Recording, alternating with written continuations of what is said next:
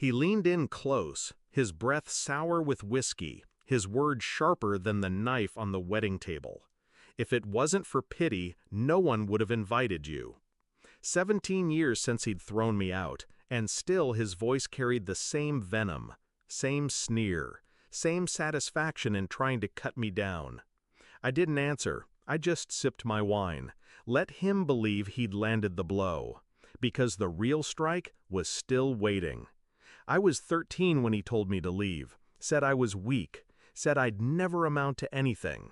He shoved me onto the porch with nothing but a duffel bag and the clothes on my back. My mother stood in the doorway, silent, like a shadow that refused to move. I walked into the night alone, slept on couches, worked jobs no one wanted, fought for every inch of survival. And in that fight, I found something my father never expected: discipline. At 18, I signed a paper that would change my life: the Army. While he poured drinks at bars, I was learning strategy, resilience, and control. Every rank I earned, every stripe on my uniform was a step further away from the boy he'd discarded. By 30, I was a soldier men followed. By 40, a leader other leaders listened to. And by 45, I had a title carved in stone: Major General. He never knew, not until tonight. When I walked into the reception hall, heads turned. Old classmates, neighbors, even my brother's friends, they saw a man they didn't recognize. Tailored uniform under the dress blues, posture straight, calm, commanding. But my father saw only the boy he'd broken. That's what narcissists do. They stay stuck in their own past. So when he spat those words, I didn't flinch. I let them hang in the air, heavy, petty, beneath me, because the room was about to shift. The bride, my brother's wife now, rose with the microphone. She tapped the glass, her voice bright and warm.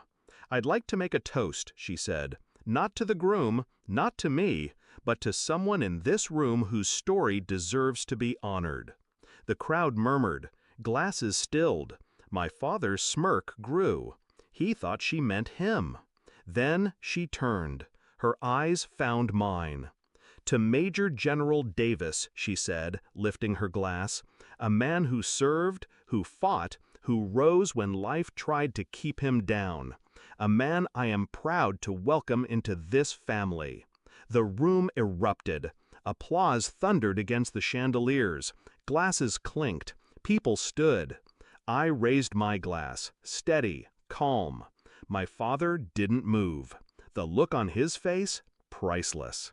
His smirk collapsed, his jaw slack, his skin pale. The title echoed in his ears: Major General. The boy he'd thrown into the street now outranked him in every sense of the word. He whispered, almost choking, "General?" I met his eyes. Cold, controlled. 17 years, Dad. Maybe you should have paid attention.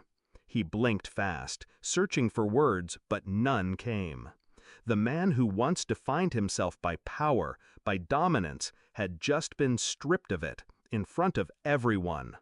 The night moved on, but for him, it ended there. Every laugh, every cheer in my honor was another nail in the coffin of his pride. I didn't gloat, didn't rub it in. That's not how real power works. Real power is silence while they crumble under the weight of their own regret.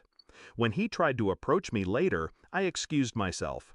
Let him stand alone in a crowd that now looked at him differently. No longer the patriarch, just the bitter man who'd kicked out a future general. As I drove away that night, uniform jacket folded neatly beside me, I thought back to the porch 17 years ago. His words had been meant to destroy me. Instead, they became fuel. He gave me nothing, and from nothing, I built everything. The revenge wasn't in humiliating him at that wedding. It wasn't in the applause, the toast, or the shocked faces. The revenge was in every year I spent proving him wrong without ever saying his name. And the final blow? Letting him choke on the truth in front of everyone he'd tried to impress.